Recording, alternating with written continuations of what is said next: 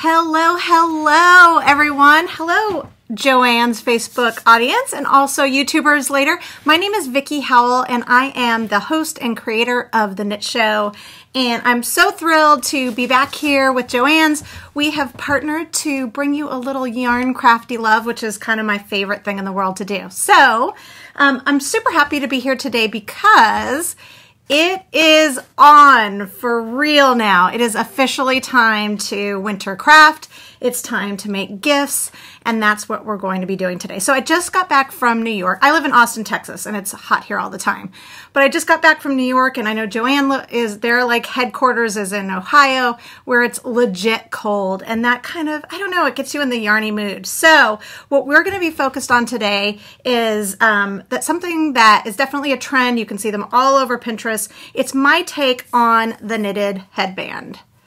So we're going to be making this really cute seed stitch rib, either in stripes, or you can do them plain. You can do thinner stripes.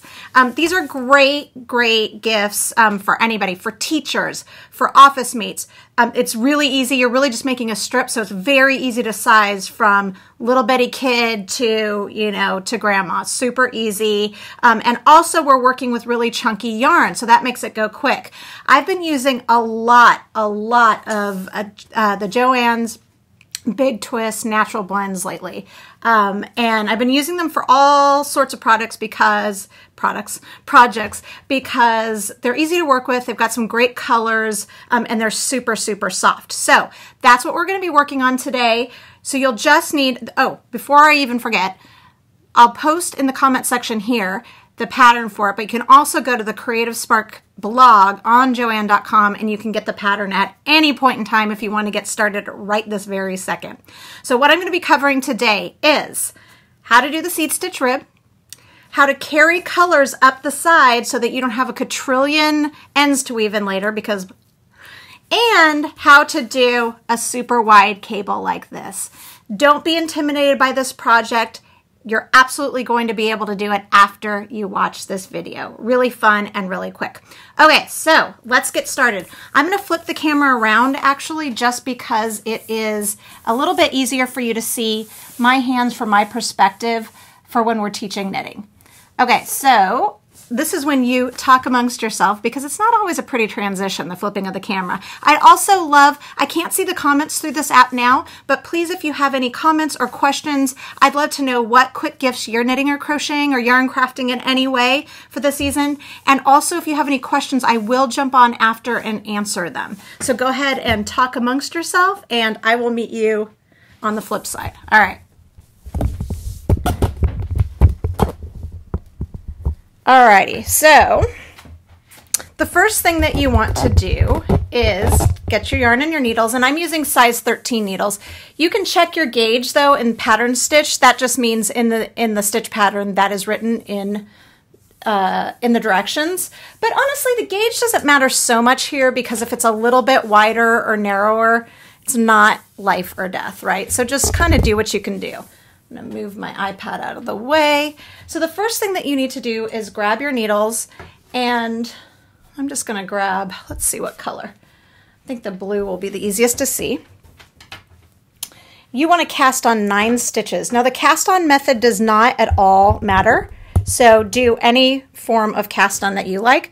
This just happens to be the way that I enjoy casting on. I call it the single tail cast on. You want to have a nice long tail.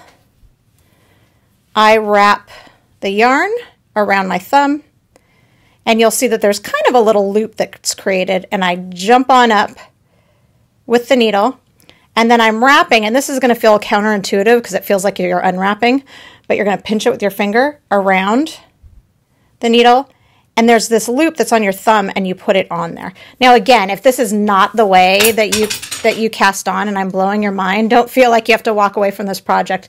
Just cast on any way that you want. And also on my personal YouTube channel, which is just, Vickie Howell, I actually have a tutorial for this if you do want to try it. Long tail cast on would work really well too. Anything that has a relatively secure edge, but honestly, we're going to be seaming them together, or you will at the end, so it really doesn't matter. Okay, 2, 4, 6, 7, 8, 9. All right, what we want to do first is called a setup row. And that's because for this project, I really liked the stitch pattern when I found it. I really liked how the wrong side looked better than I liked the right side. So I'm creating a setup row that puts us in the place we want to be so that we get to let our proper ribs shine. So for our foundation row, and again, this pattern is on the Creative Spark blog, you want to knit 2,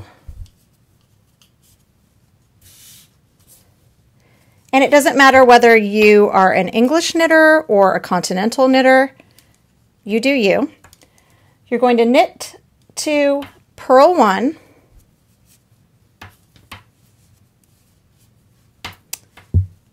knit 3,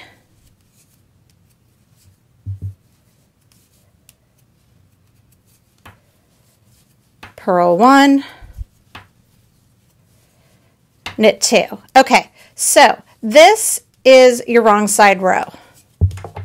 We're going to flip it, and you can always remember that you know that you're on your right side for this project only when your tail's at the opposite end of your pointy, of the tip of your needle. Okay, so this entire pattern, except for the cable part, which I'll show you later, is only a 2-stitch pattern. So it's really easy. You can memorize it, you know, and you can, once you get it down, you will be able to really, really just get going fairly quickly. Okay, so for row 1, you're going to purl 1. And then you're going to just knit 3, purl 1 twice. So knit 1,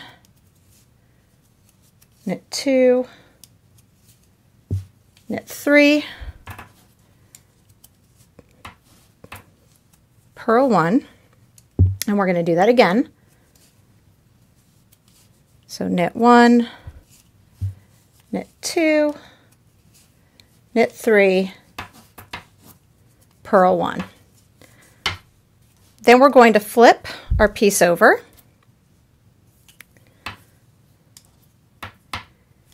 And we're going to work on our wrong side now. Now this wrong side row is going to look just like the foundation row. So you actually already know what you're doing. So you're ahead of the game. But I'm going to just show you one more time. We're going to knit 2, purl 1,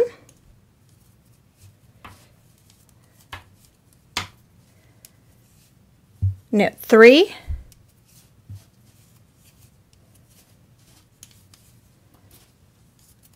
purl 1,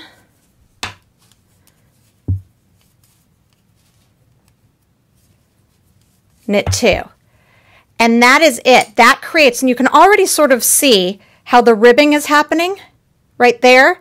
And the seed stitch, which is an alternating of knits and purls, is happening as well. I'm going to pull in another piece that'll be a little bit easier to see so that we can talk striping. Let's say you want to stripe and not do a solid.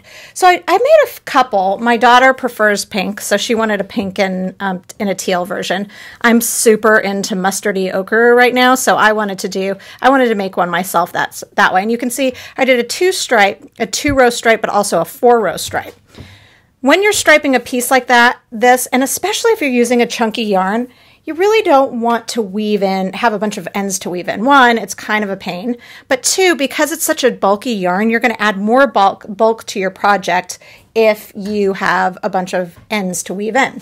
So what you can do is every 2 rows, and you can see I've worked a little bit of the pattern. You can see how it's coming through. It's really textural and really beautiful. So I've already worked 2 rows of my white, but for this particular piece, I'm going every 4 rows. But after 2, what I'm going to do is I'm just going to carry up loosely, my second color, up the side and give it a little twist so that the color that I'm working, can you see that little cross right there? Gets caught. And then the first stitch is actually a purl, so I would go this way. When you work that first stitch, You give it a little tug, and I like to tug it this way too, just to make sure it doesn't bunch. It carries it along the side, and you can see that it just goes really nicely along the side edge without it bunching, and then you won't have those ends to weave in. So you would just continue that, and every 2 rows on your right side, you're going to just give it a little twist and then continue to carry it on. You will just do this for continuing in that manner, whether you're working a solid piece or a 4-row piece or a 2-row stripe piece, until you get to about 8.5 inches or about half your desired length minus 1.5 inches. When you're working with a bulky yarn like this and also something that has a little bit of a stretch, you want to make a piece that's about 1 inch or 2 smaller than the person's head, because it needs to fit nice and snugly, especially something like this that you want to keep your ears nice and warm. So you'll continue until you get it to the length that it calls for in the pattern, or the length that you desire. I also want to just point out, I'm working on circular needles just because I prefer it. We're still working flat. You can work in straights. I usually work, especially with heavy yarns, with circulars because I find that it's easier on my wrists, because all of the weight lands on the cords, which can sit on my lap instead of my wrists. But don't let that confuse you. It's still just flat knitting. Okay, so now we are at where the magic is going to happen. We are going to be working the cable. So to work the cable, you'll need one of these little handy dandy fellows. And cable needles come in all different styles. This is a hook style. Sometimes they're just a straight piece. It really doesn't matter what type you need for this particular project. So we have 9 stitches here. So this particular cable is not going to be an even cable. It's going to have 4 stitches and then 5 stitches divided. So first what we'll do is we will take the first 4 stitches and slide them onto our cable needle.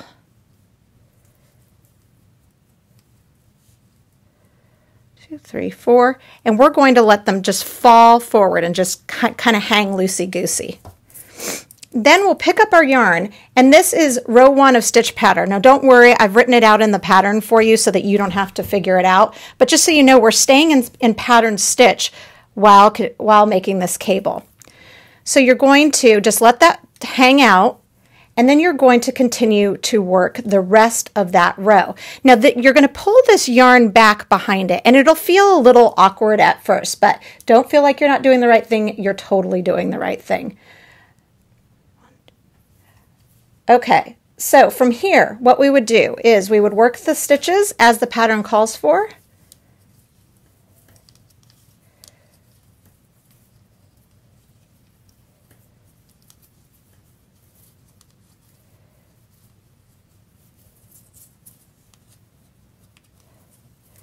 Then we set down our left-hand needle, we pick up the cable needle, and we're just going to slide those stitches up towards the end. And this is going to feel a little bit snug, but don't worry, you're totally doing it right. And then you'll just continue in stitch pattern as the directions call for, working directly off of that cable needle.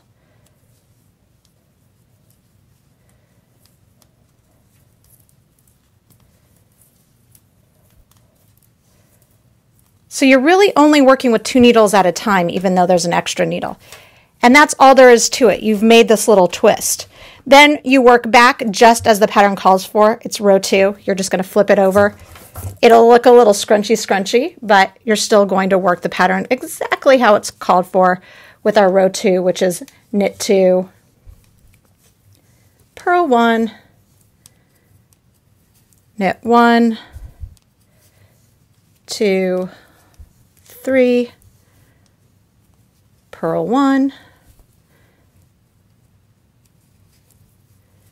knit 1, knit 2.